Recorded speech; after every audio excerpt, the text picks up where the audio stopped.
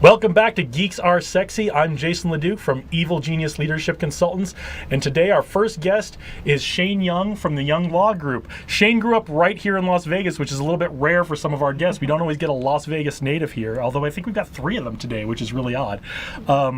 Shane grew up in Las Vegas. She graduated from Green Valley High School in 1997. She also graduated from Pepperdine University in California. After college, she had her first 2 kids while she was in college as an undergraduate. She and her family moved back to Las Vegas, and if that wasn't enough, she went to UNLV Boyd School of Law and graduated with cum laude and received the Dean's Award in 2004. And then she worked in private practice up until 2017 and stepped out on her own to form the Young Law Group. Shane, thank you for coming on the show. Welcome. Thank you so much for having me. I do have a couple things we need to say because we are talking about a law group and legal things today. We need to make sure that all of you understand that the content presented in this presentation is for educational purposes only and does not constitute legal advice, nor does it create an attorney-client relationship. So don't go when you go, handle your speeding ticket or your DUI or whatever it is you got to handle. Don't say that I said on my show, this is what you should do, okay? Don't do that to me. And I know the internet's going to be mad and make a lot of comments on that, but fine, go ahead. And then if you'd like additional information on the things we do talk about from a legal perspective or anything, feel free to contact Shane directly, and she will give you her contact information when we wrap up the interview here. So, last year you started your own law firm. Yes. Tell us about your firm and why you decided to take that step. So I opened the firm in July, and I knew years ago that I wanted to go off on my own, but I started off in private practice. I knew I had to go through, the experience of working at a law firm, learning from other attorneys, getting mentorship and that sort of thing. And my ultimate goal had been to be a corporate attorney, to go in-house and work for a company. So I did start out in private practice. I did that for a little over 12 years, and in 2015, I went in-house and I was the general counsel for a financial services company. And then I opened my own firm in July, and at that time I felt like there were circumstances that presented themselves, and it was time, and I had the opportunity, so we went for it. And I'm so excited to be able to be on my own now. And one of the things that I really do enjoy about having my own practice is I get to represent the clients that I choose. And one of the limitations in working previously with my old employer or old firms was that I was limited in that respect. But now with my own firm, I can represent anyone from a sophisticated business owner to people that have never even known an attorney before meeting me. And so that is really fulfilling to be able to help more people than I was previously. Yeah, you're in a really unique position, and you've kind of positioned your firm to be a little bit unique even when it comes to small private practice law firms, small and growing private practice law firms. And tell us a little bit about who you would like to work with. Tell us about what you were very, I don't want to say pigeonholed, but you had a box around you when you worked in private practice, and certainly when you go in-house counsel, that's a whole different world, right? So tell us about who you'd like to work with and who you really want to help with your firm. Right. So my 2 main groups are really business owners or aspiring business owners and families with children. And the reason I say those 2 groups is because I really relate on a personal level to them as a business owner myself now, and as a mother of 5. I've got minor children. All of my children are under 18. And so what I found in my practice throughout the years is that people in these groups in particular tend to have a false sense of security, or they think that they're prepared for what they're doing for life and even beyond, and they really aren't. And even myself as an attorney, I thought, for example, I've got my estate documents, and yeah, they're fine. I took them in a drawer. And when I really dug deeper and started practicing more in that area and learning and researching and educating myself and training, I realized that there were a lot of holes in those documents, and that my wishes were not going to be fulfilled. And that, the guardianship or something like that would need to be in place if something were to happen to me would not be handled the way that I wanted to, the way that I had intended to. And so now I've taken the perspective of really trying to help those people that are not attorneys. And, if I was an attorney and I wasn't properly prepared for life, or for things beyond, what I had already planned for, then I know that a lot of other people are not as well.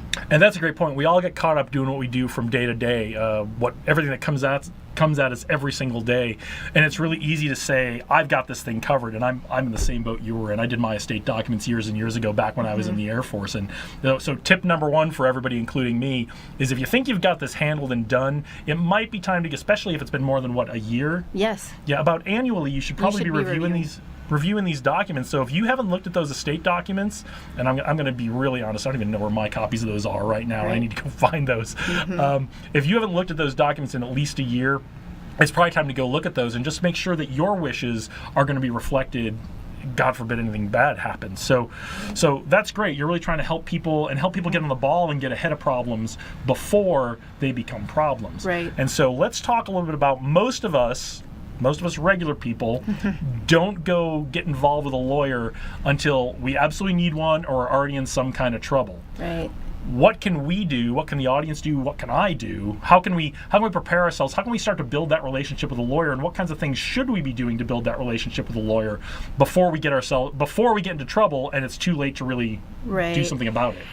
It's very important, and I think that it's always a good idea to have a relationship with an attorney for those just-in-case types of circumstances that you don't necessarily anticipate, like a DUI or a car accident or even death, like we were talking about. You don't want to get yourself into those types of situations and then be scrambling to try to find a lawyer and find help.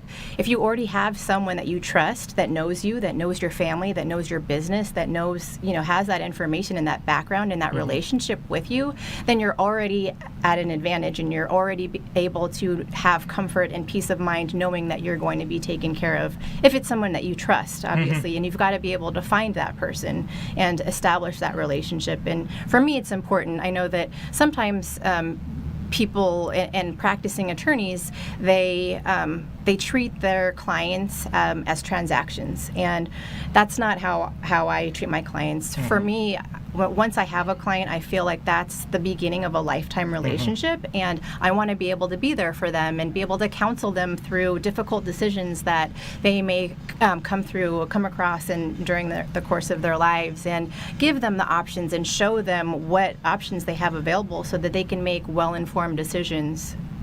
That's great. And here at Evil Genius Leadership, we talk a lot about building relationships.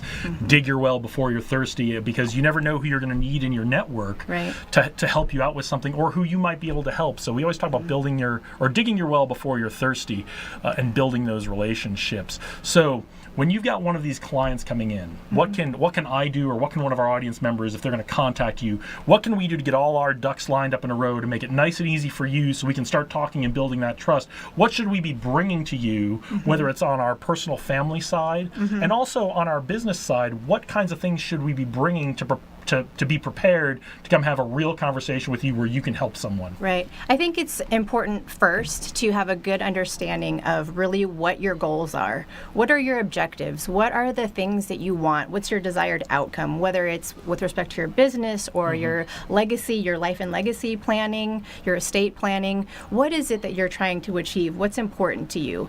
Be able to come and really share that with me. And that way, once I have a really good understanding of what it is that you want and what's important, then I'm able to provide the best counsel and guidance and give you the options that are available to you based on the information that I have.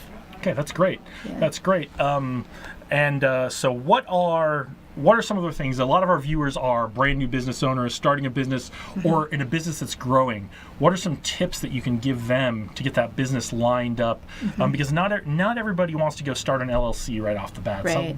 And I often encourage my clients, don't go start that LLC off the bat. Let's see if you've got a real product, a real service people are going to buy. Right. Let's go make a couple of them. Let's see if you can sell a couple of them before you go down that road of doing all that legal documentation and getting your. It's great to be ahead of the game game and be postured well. Right. But what's some advice you have for somebody who may just be starting out or thinking of starting that business? What are those first couple steps they could take to make sure that they are square and right with the legal system, but not taking too many steps ahead? Yeah, that's a great question. I think first I would start with really outlining what your short-term and long-term goals are. Okay. So you know what your goals are, so that as you start to make decisions, you're setting yourself up for success to be able to achieve those goals. I think getting guidance from an attorney early on is a great idea.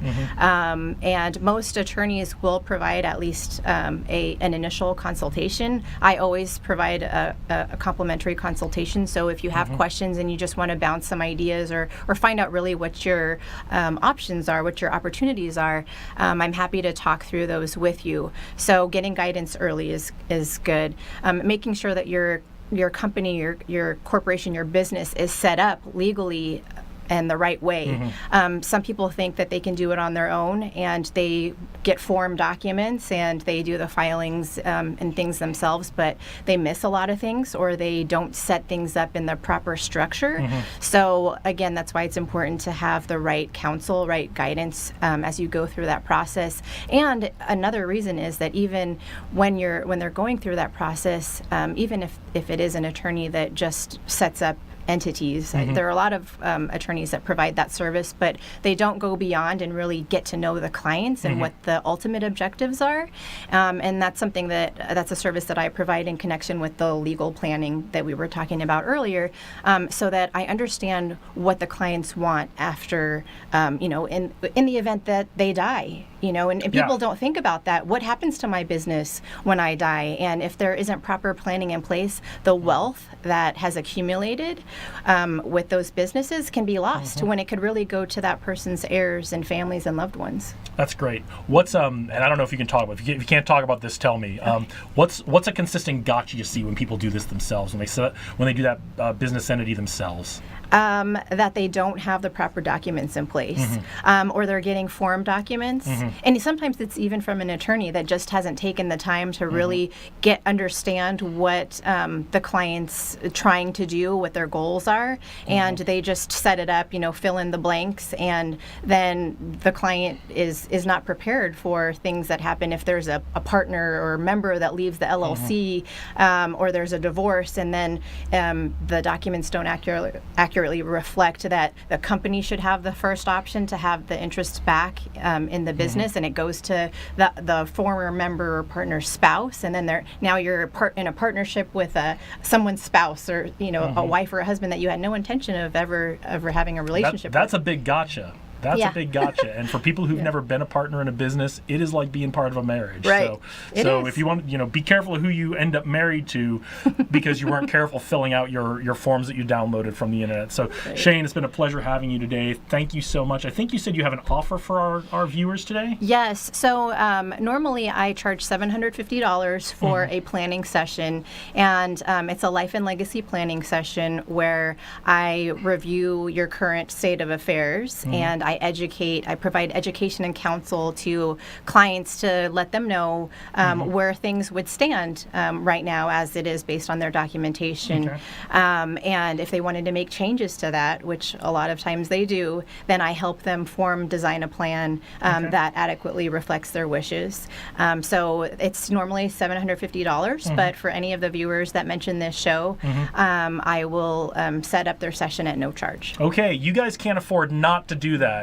So get in touch with Shane. Tell our audience how they can get in touch with you. Sure, you can call me. It's 702-835-9212, or you can email me at shane@younglawNV.com. And do you guys have any social media? Yes, my Instagram is @YoungLawGroup, and Facebook page is @YoungLawNV. Okay, well, we love Facebook and we love Instagram here. So, again, Shane, thank you so much for coming. It's been great having you. Keep it here. We will be right back on Geeks Are Sexy with Jason Garcia.